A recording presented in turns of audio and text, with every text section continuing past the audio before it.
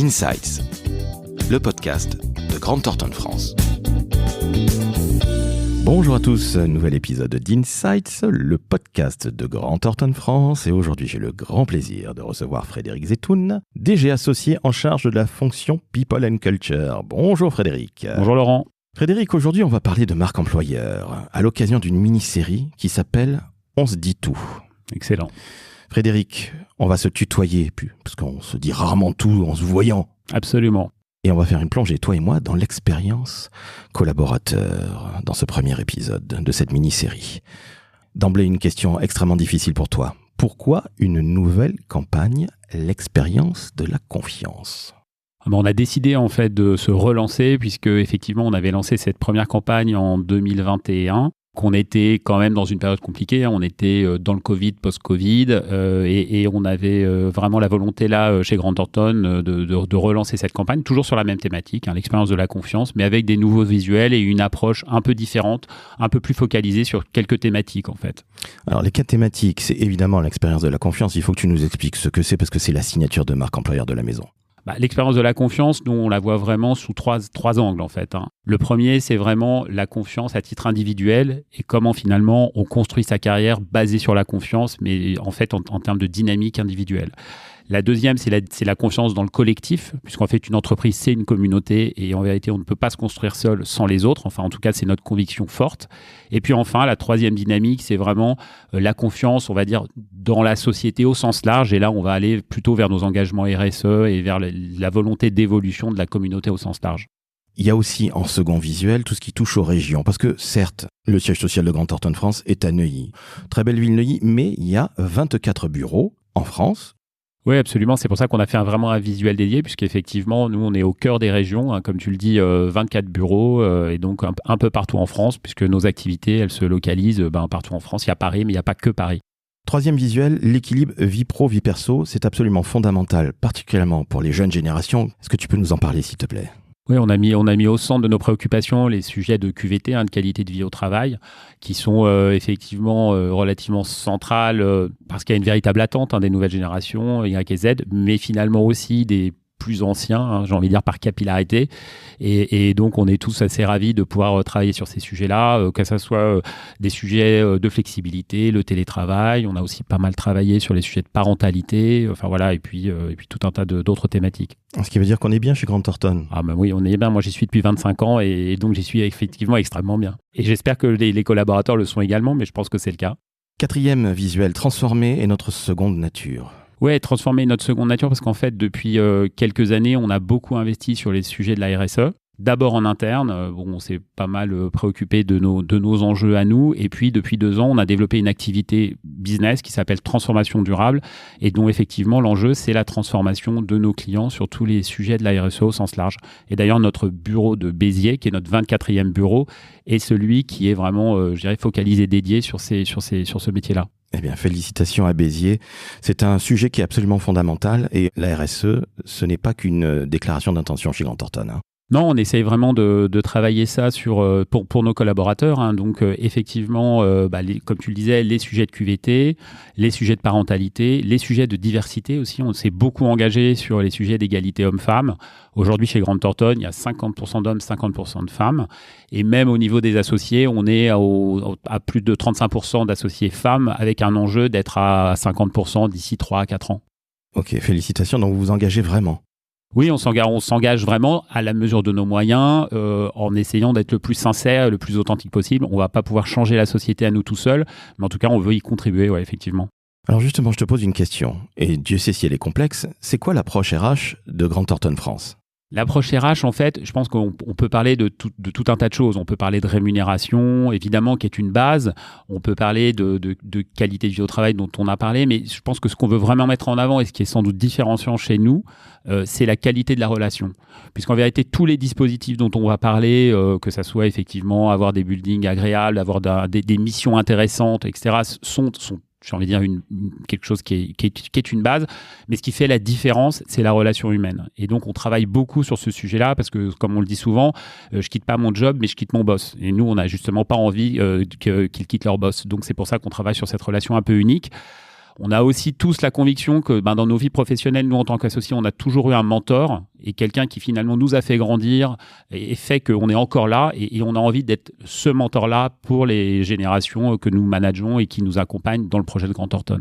Donc, quelque part, c'est cette fameuse relation de confiance dont tu parles. Absolument, ouais, absolument. Et c'est pour ça qu'on a développé beaucoup de projets. On a mis en place du coaching pour les plus jeunes, à partir de managers. On a un programme de mentoring qui est assez efficace, voire très efficace, à partir de senior managers. Donc, on a mis en place beaucoup de choses.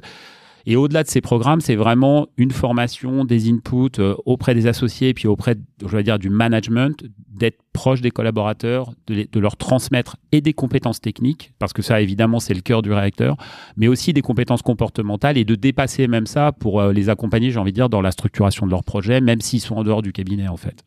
Un peu tarte à la crème. Je te le dis par avance, les valeurs. Alors pourquoi je me permets de dire ça? Non pas que les valeurs de Grant Thornton soient tarte à la crème, bien au contraire. Et je suis ravi de voir que pour une fois, il n'y a pas marqué innovation comme dans 50% des entreprises. Et oui, qu'elles soient dans les hautes technologies ou autres. Mais là, vous avez un acronyme chez Grant Thornton qui est C-Clair, qui a laissé la place à AIDIMAD. Et ça commence par le courage. Alors ça, c'est extrêmement important parce que tu sais bien que malheureusement, la grève de courage ne fonctionne jamais.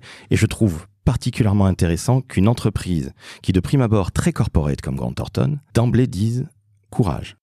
En fait, effectivement, le courage, c'est un peu une vertu qui doit ou qui peut se décliner dans tout un tas de situations. Déjà, c'est le courage, de dire vrai. Et donc, effectivement, quand on est dans des processus RH d'évaluation, de feedback, l'idée, c'est pas forcément d'être un béni oui-oui, c'est d'être courageux et de dire les choses, mais de les dire avec respect, avec bienveillance. Et donc, de par cela, être aussi exigeant, mais ça demande du courage. Nos métiers, paradoxalement, ils demandent aussi du courage. Quand on est commissaire aux comptes, quand on est expert comptable, et même quand on fait du conseil, il faut aussi avoir le courage de dire vrai à ses clients et pas forcément d'aller toujours dans le sens de ce qu'ils souhaitent, notamment en tant que commissaire aux comptes. Donc, pour nous, c'est quelque chose qui est vraiment important et qui dirige nos comportements, effectivement, que ça soit avec nos clients ou avec nos collaborateurs. Seconde valeur, la collaboration. Tu viens d'en parler, évidemment. On va pas développer. Le leadership, alors ça, c'est autre chose. Ouais, le leadership aujourd'hui, quelque part, ça vient s'attacher à ce qu'on se disait sur la relation, en fait. Il y a une véritable attente des plus jeunes à avoir des leaders. C'est pas forcément aussi simple que ça, parce qu'on n'est pas tous Mark Zuckerberg ou voilà. Donc on s'y attelle. Mais c'est vrai que cette notion de leadership, elle est très importante parce que c'est aussi ça qui donne du sens, qui donne de la dynamique à un collectif, à une communauté. Et donc ça, c'est le rôle évidemment des associés, du management, mais pas que.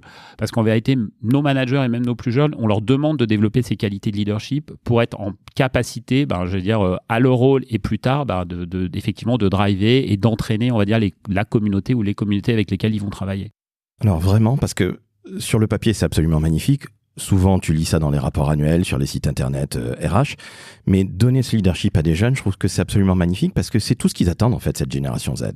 En fait, c'est ça. En fait, ils attendent du leadership et ils souhaitent être des leaders aussi dans l'organisation. Donc, on essaye d'organiser de façon assez transverse des projets où on leur demande de participer, d'être en charge d'un certain nombre de sujets ou de projets, que ça soit sur les missions, en fait, ou alors que ça soit un peu plus transverse au sein du cabinet, même si aujourd'hui, on n'y est pas encore. Faut être clair, on n'a pas complètement atteint cet objectif. Mais il y a une véritable ambition de pouvoir faire en sorte que nos collaborateurs et les gens avec qui on travaille soient des leaders d'aujourd'hui, puis aussi de demain. C'est aussi une ambition RSE, j'ai envie de dire. Nous, on est un tremplin d'intégration des plus jeunes dans les organisations. Je veux dire, les gens qui rentrent en cabinet, c'est souvent leur premier job. Donc, on a véritablement cette ambition de leur donner les compétences nécessaires pour demain être des bons professionnels et puis au-delà de ça, j'ai envie de dire des citoyens qui soient les mieux outillés possibles, en fait. Autre valeur, l'agilité, ce qui est tout à fait normal dans ton métier, tu l'as dit à l'instant même.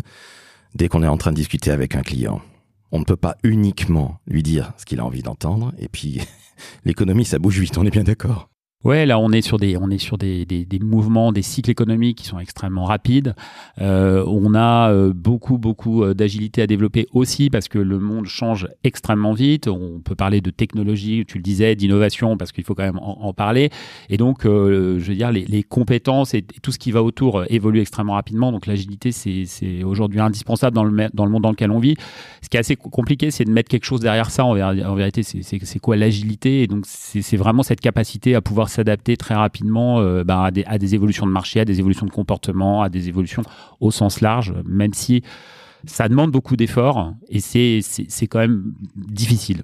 C'est difficile, certes, mais c'est aussi ça le plaisir du métier. Oui, c'est aussi le plaisir du métier. En fait, si on est là, en tout cas moi, si je peux parler de moi, si je suis là, c'est aussi beaucoup grâce à ça, en fait, parce qu'effectivement, il y a un renouvellement permanent des expériences, des postures, etc., ce qui fait qu'effectivement, c'est très intéressant de travailler en cabinet pour ça. Et c'est ce qui fait qu'on ne s'ennuie pas chez Grant Thornton. Non, c'est clair, on ne s'ennuie jamais.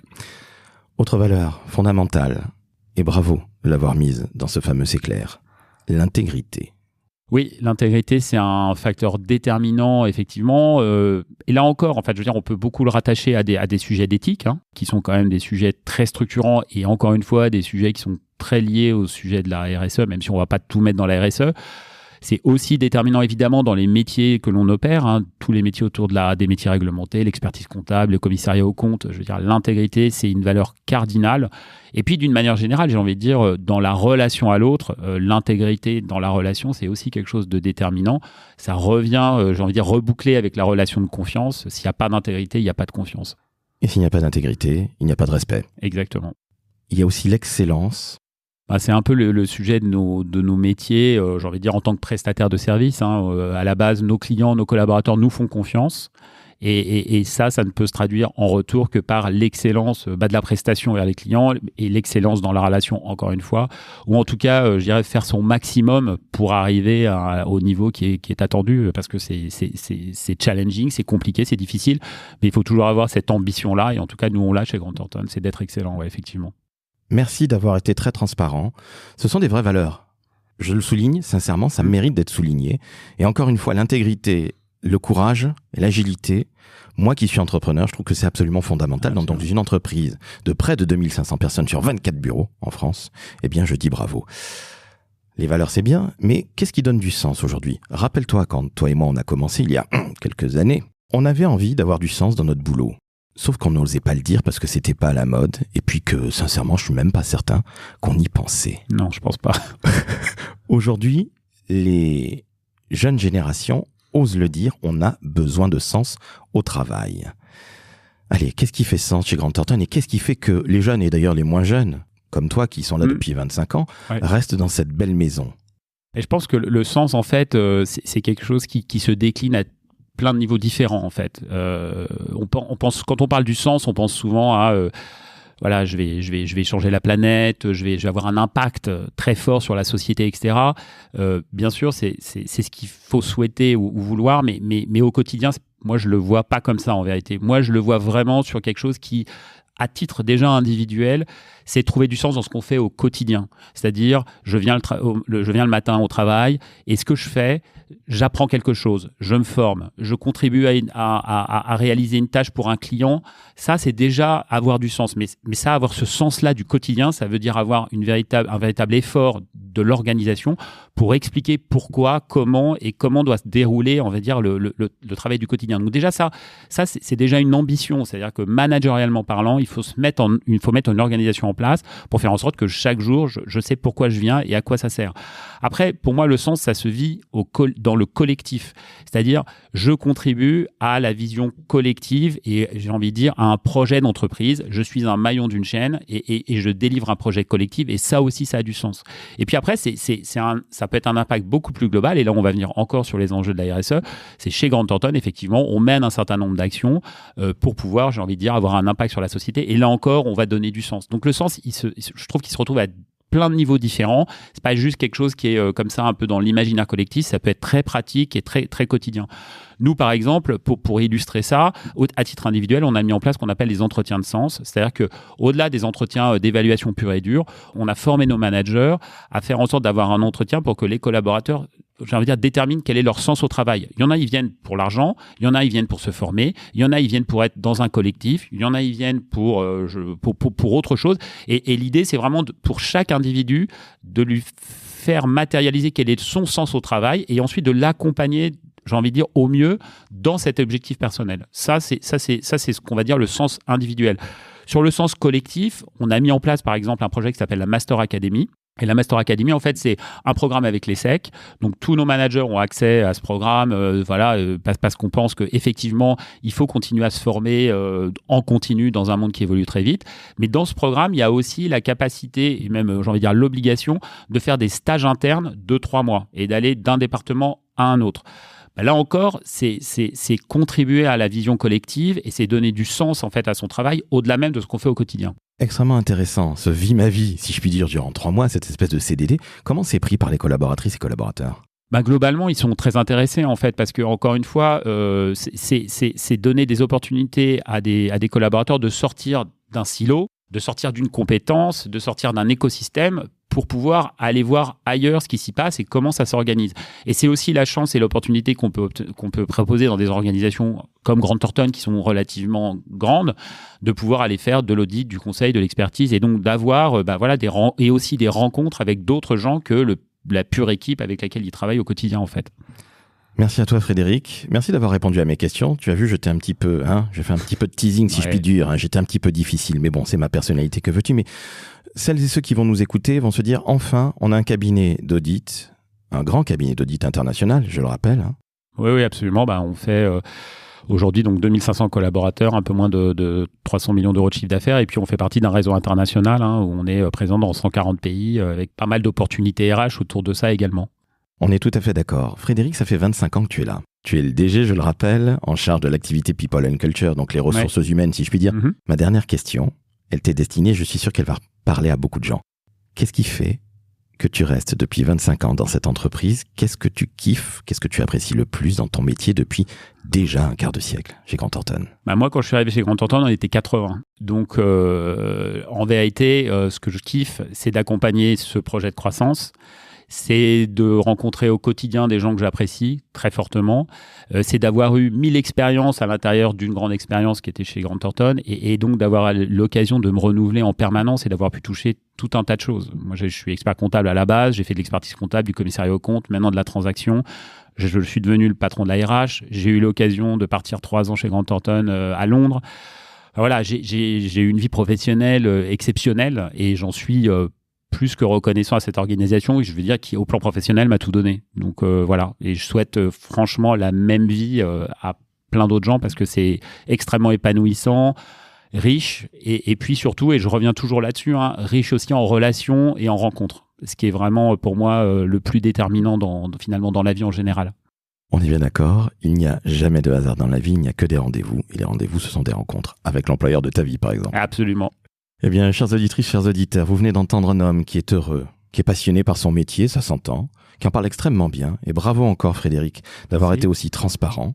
Et si vous êtes courageux, si vous avez du leadership, si vous êtes agile, si vous êtes intègre, si vous aimez respecter les gens en tant que faire se peut, et si vous êtes excellent, eh bien, moi, je vous donne un excellent conseil. Profitez-en, il est gratuit. Vous allez postuler sur grantthornton.fr. Là, vous allez pouvoir découvrir cette magnifique maison. Je tiens à vous rassurer, Grant Thornton recrute tout le temps, donc allez-y, postulez. Et Frédéric, je te remercie, c'était absolument passionnant. Moi qui ai failli redoubler ma première année d'école de commerce à cause de la comptabilité, je suis à 2 doigts de signer chez Grant Thornton. Écoute, tu es le bienvenu comme tous ceux qui nous écoutent. À très bientôt. Merci beaucoup. Chères auditrices, chers auditeurs, je vous l'avais dit, c'était une épée. Donc vous mettez 5 étoiles sur Apple Podcast, vous mettez 5 étoiles sur Spotify, vous laissez un commentaire en disant que Frédéric est formidable ou que Grant Thornton est la plus belle entreprise qui existe à travers le monde.